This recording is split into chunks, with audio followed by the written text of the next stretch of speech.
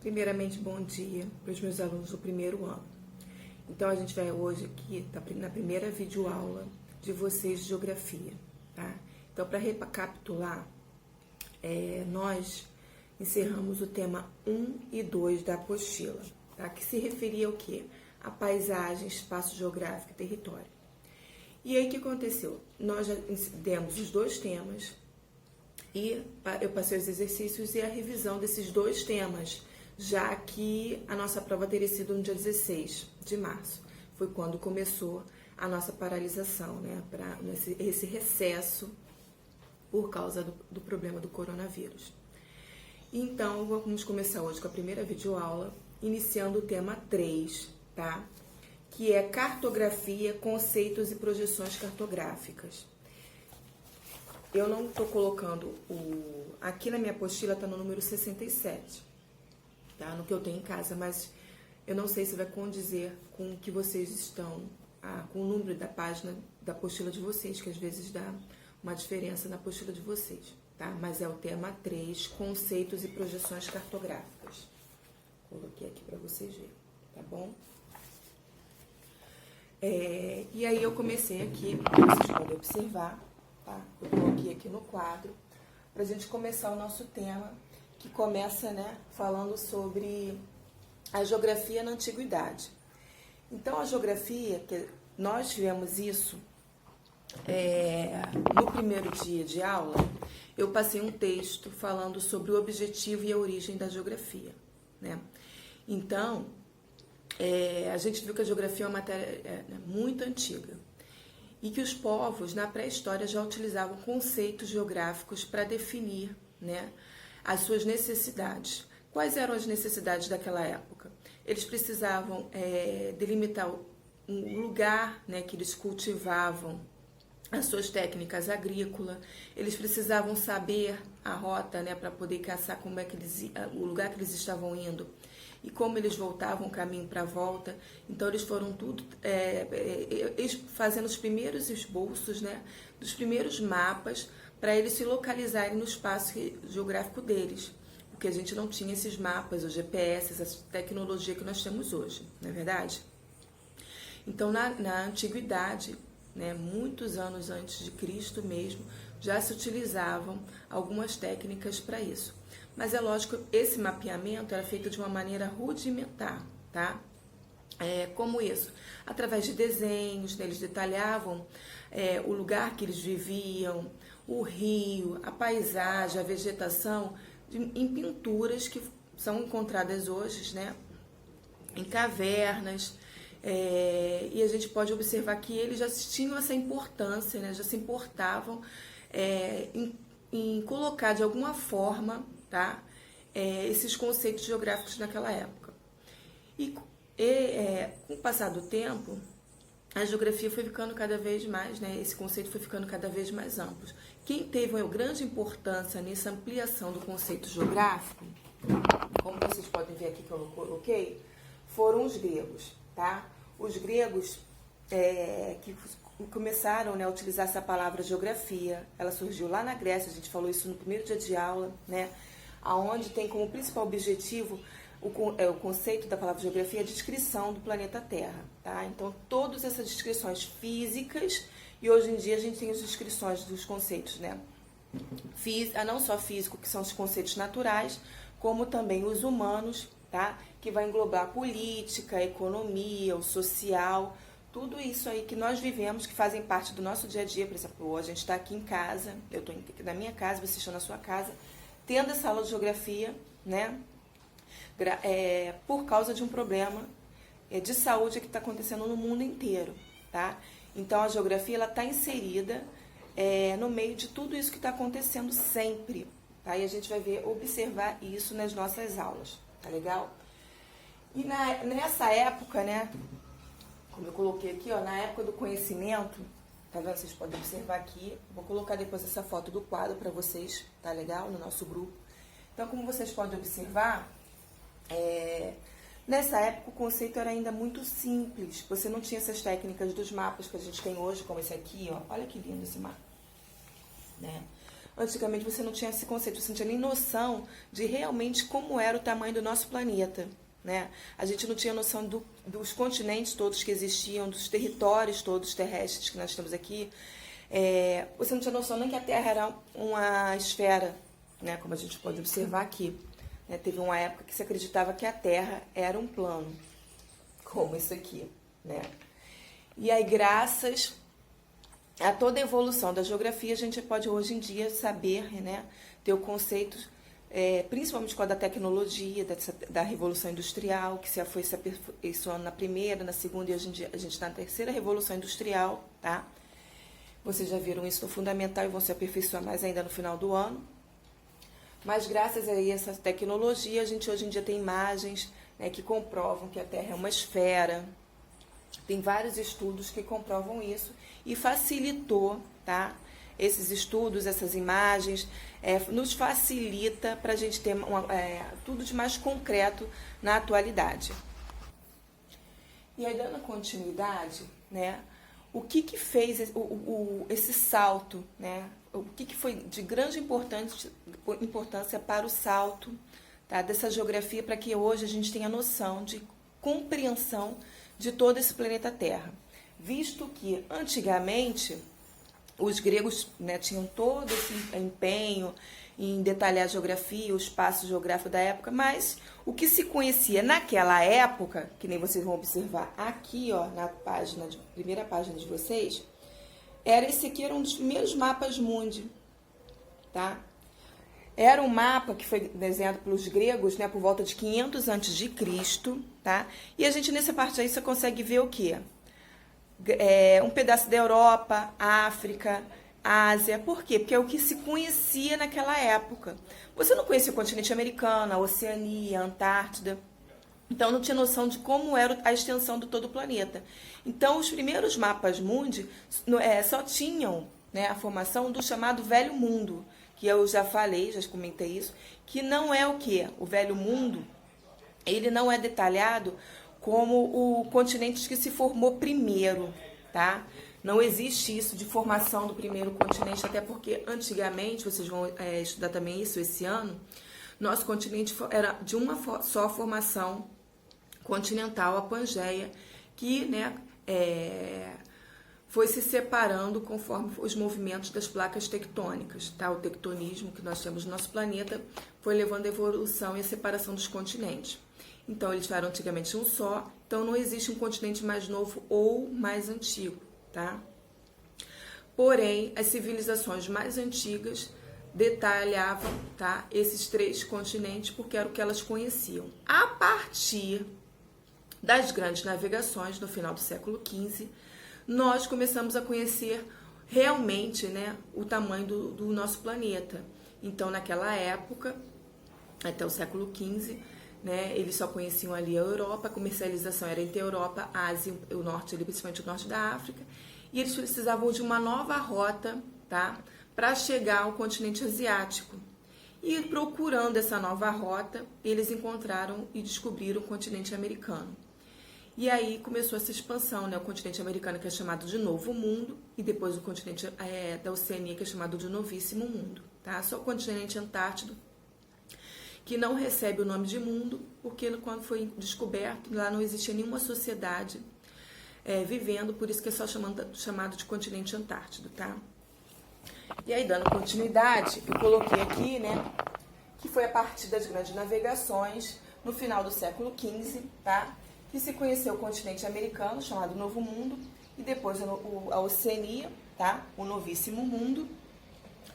E os mapas mundi começaram a ter, né, o contorno do atual continente. É lógico que os primeiros mapas também não saiu logo bonitinho, assim como a gente está vendo aqui, tá vendo? Com todas as definições de fuso horário, já traçado todos os continentes, tá? Todos os países. Hoje em dia a gente tem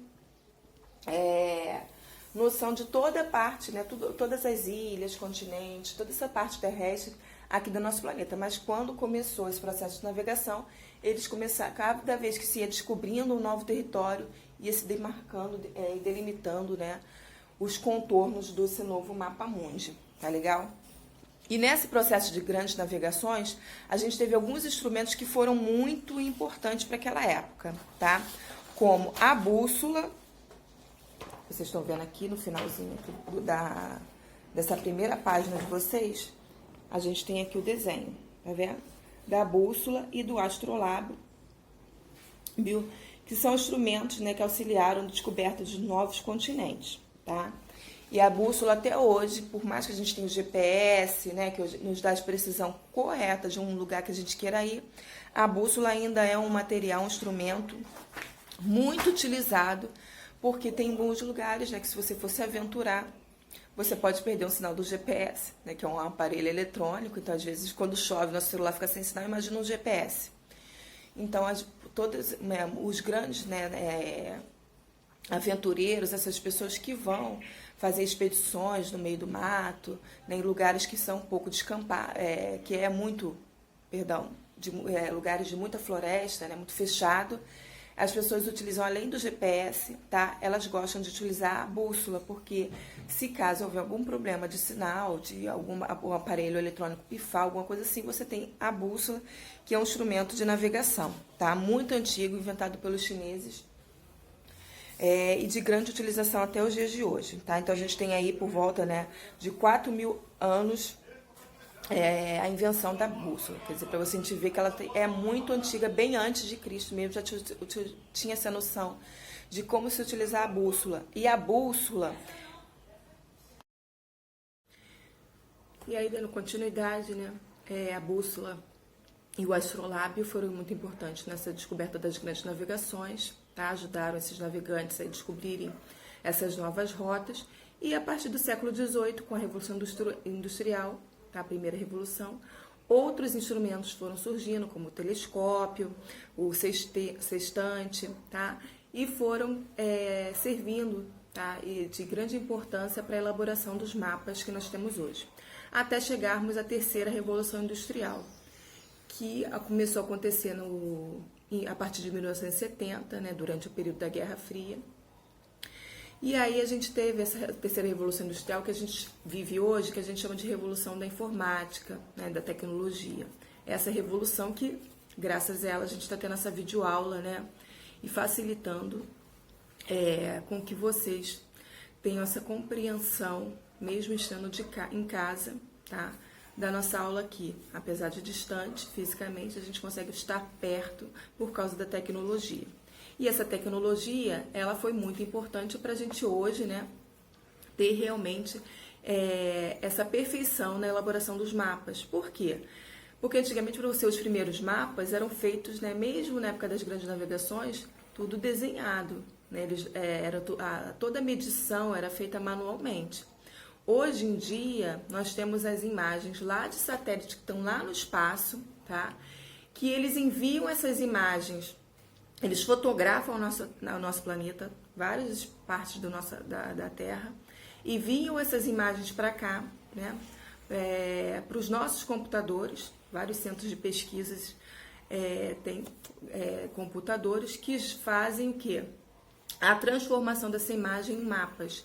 E através dessas imagens, né, que começou com o chamado sensoriamento remoto, sensoriamento é você sensoriar uma área, né, através de imagens de fotografia. Então, o sensoriamento na época, das primeiras épocas, né, principalmente da época da Guerra Fria, ele era feito de uma máquina fotográfica, tá? Então, as pessoas pegavam um avião, colocavam a máquina fotográfica, tá, numa parte do avião, e iam sobrevoando a área e fotografando aquela área com a máquina fotográfica. Aí, hoje em dia, né, com essa tecnologia, esses satélites que estão no espaço, nos permite que essa imagem ela venha lá do espaço, tá? Seja jogada para o computador e, a partir daí, o computador transforma nessas medições em mapas. E foi através dessas medições que a gente teve algumas áreas, né, que a gente consegue comprovar a extensão e o tamanho dela total. Antigamente se acreditava, por exemplo, que o rio mais extenso do mundo era o Rio Nilo. E de acordo, né, com a extensão, com a nova medição, a gente pôde comprovar que o rio mais extenso, quer dizer, ele não é só o mais volumoso, que já era considerado o rio de maior volume do planeta de água, mas também hoje em dia o mais extenso é o Rio Amazonas. Então isso é graças a essa medição feita pelos satélites, essas imagens que são enviadas, né, do espaço para a Terra e transformada, né, no computador em mapas, nos dando essa precisão. E aí a gente chega no que a gente chama de projeções cartográficas, né? Porque o nosso planeta, ele é, né, mais ou menos assim, uma esfera, né? Aqui é uma esfera perfeitinha, mas o nosso planeta não é uma esfera perfeita, mas ele é praticamente redondo, né? Ele é arredondado, achatado nos polos.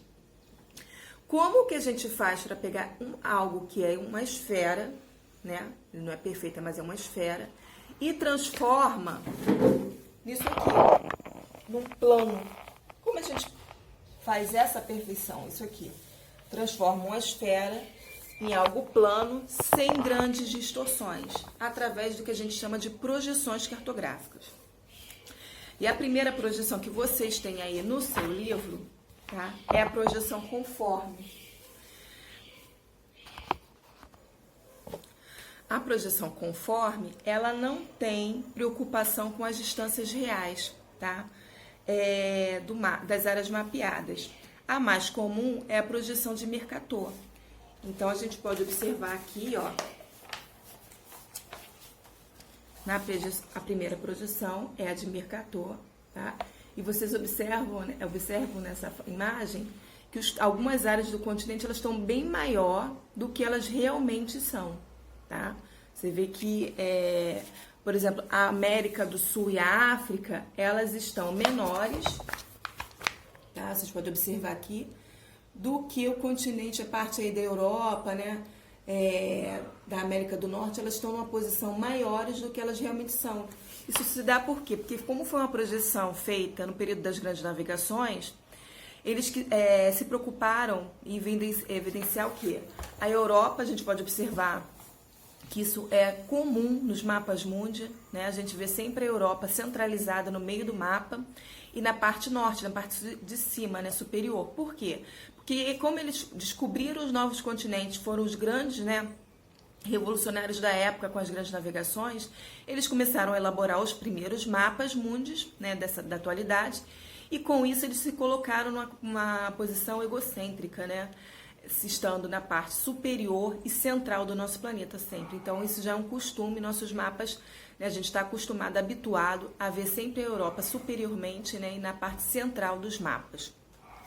E esse mapa conforme mostra muito isso, tá? A Europa numa visão maior do que ela realmente é. A segunda projeção que a gente tem aqui é a equivalente, tá? Que é essa daqui. Ela já tem uma preocupação melhor em representar as partes, né, continentais de uma maneira mais exata. Aí você pode observar que o continente africano, tá vendo? Tá mais extenso. Olha, se você comparar o primeiro, tá? Que é de conforme. Olha como o continente africano tá pequenininho aqui. E aqui na de baixo, olha como ele tá bem mais extenso. A gente tem uma extensão maior da América do Sul, tá vendo? América Central e do Sul. Então, ela tem uma preocupação melhor em representar a área do mapa, tá? A projeção equivalente mais conhecida, mais usual, é a projeção de Peter. A terceira projeção que vocês estão vendo aí é a projeção equidistante, tá? A gente tem ela aqui, o desenho dela na terceira página, tá? E é uma projeção cilíndrica, tá? Que ela vai dar mais ênfase à igualdade das distâncias. E elas têm um caráter mais político. Então, você pode observar aqui, por exemplo, nessa projeção, você está vendo aqui o Brasil, está vendo a América do Sul, uma parte mais aqui, dando um destaque, tá? Então, nessa projeção vai ter o destaque. Você pode destacar melhor, tá? O país que você quer representar. Tá legal? Tem uma outra que a gente, antes da gente passar para a próxima projeção, tem aqui eu sublinho que eu achei bem legal, tá? Esse fique atento no que a gente chama de mapa, né? De anamorfose. Porque isso é muito usual nos dias de hoje, quando você vê, às vezes, um mapa que ele não tem... Você vê que a característica dele, do mapa, não é real a área que está sendo detalhada, tá? Mas eles utilizam essa distorção da área de acordo com o que eles querem mostrar. Tá? Eu vou procurar, eu vou colocar na aula de vocês na segunda-feira no nosso grupo um mapa de anamorfose para vocês terem noção do que se retrata, né?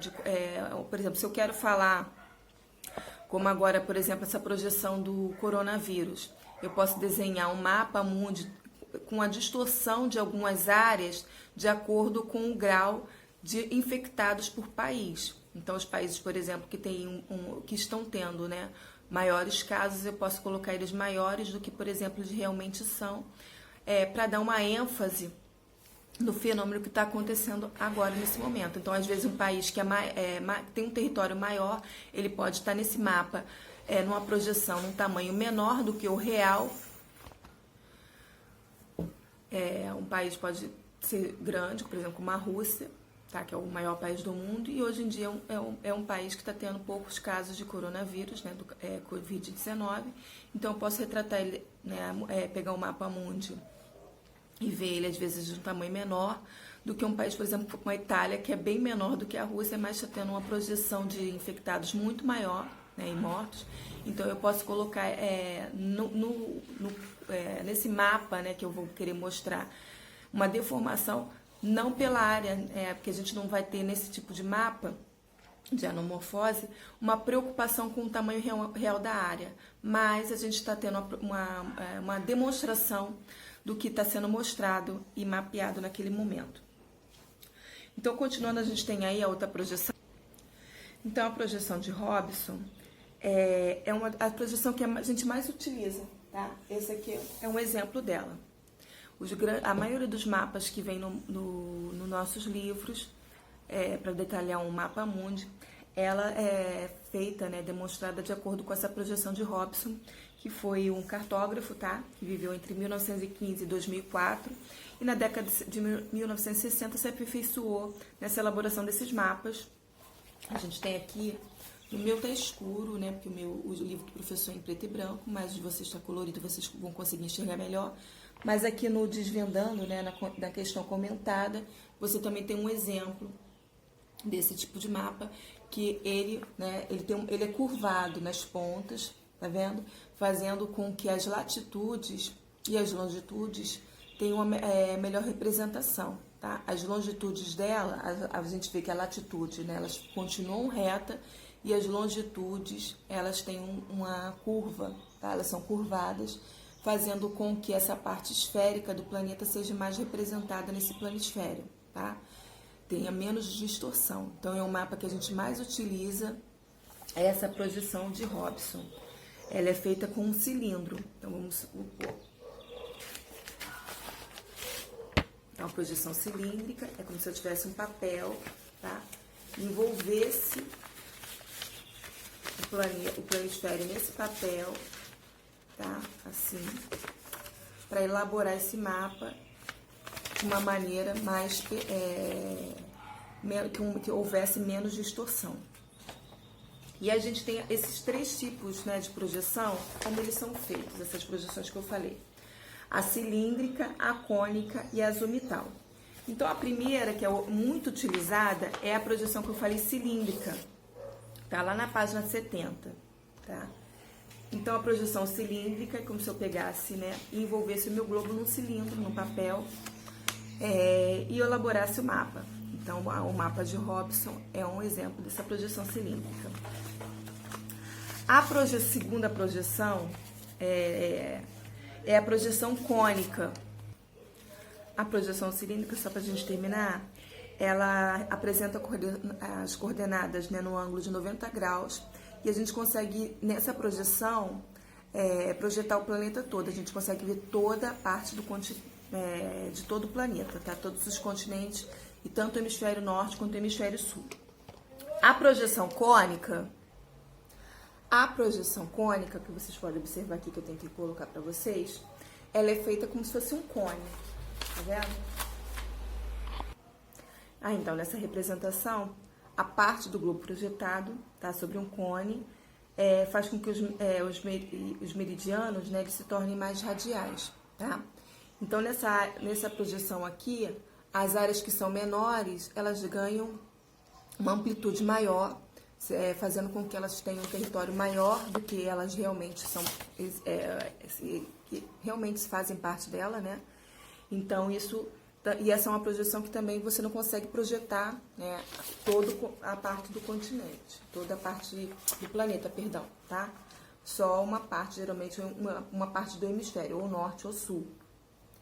Conforme você vai estar próximo aqui, ó, da região polar, você tem uma área representada mais perfeita. Conforme você vai se alargando aqui para as regiões próximas à linha do Equador, essa região vai ter uma amplitude maior, parecendo que ela tem um tamanho maior do que realmente a área representada. E por fim, tá? A gente tem a projeção azimutal, que é como se a gente pegasse a nossa folha, tá? Reta assim, e colocasse sobre o planisfério, tá? Assim. Nessa projeção, tá vendo? Vai projetar melhor as regiões polares, tá? Então, as regiões polares vão ser representadas de uma maneira mais fiel, enquanto as regiões mais afastadas a gente vai ter pouco detalhamento, a gente quase não vai conseguir identificar direito, porque ela vai ficar, uma projeção bem menor, tá? E você não consegue detalhar melhor essas áreas mais afastadas ali das regiões polares. Tem essa projeção aqui, que a gente está vendo aqui no finalzinho, tá? Do nosso tema. Eu espero que vocês tenham gostado, é a primeira vez que eu gravo uma videoaula, tá? Eu nunca tinha feito isso, mas eu procurei, né, explicar direitinho para vocês não se sentirem tão prejudicados com esse afastamento. Mas qualquer dúvida, na nossa sala de aula, tá, virtual, que a gente vai ter o nosso encontro segunda-feira, eu estaria disponível para vocês, tá bom? E também o que vocês precisarem, podem contar comigo, tá bom? Um beijo, fiquem com Deus e espero em Deus, né, que a gente em breve estejamos juntos, todo mundo na sala de aula, realmente.